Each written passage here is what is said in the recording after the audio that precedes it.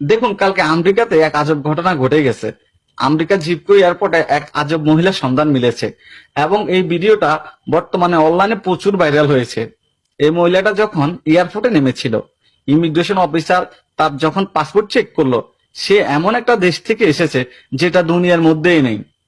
Immigration লোকেরা তো পুরাই হয়রানির মধ্যে পড়ে গেল। ওই দেশের নাম ছিল টোরেনজা।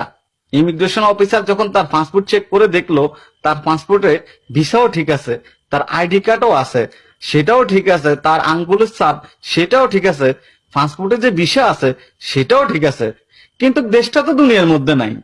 যখন ইমিগ্রেশন অফিসার তাকে প্রশ্ন করলো আপনি কোন দেশ থেকে এসেছেন, তখন সে বলেছে আমি টরন্টো থেকে এসেছি।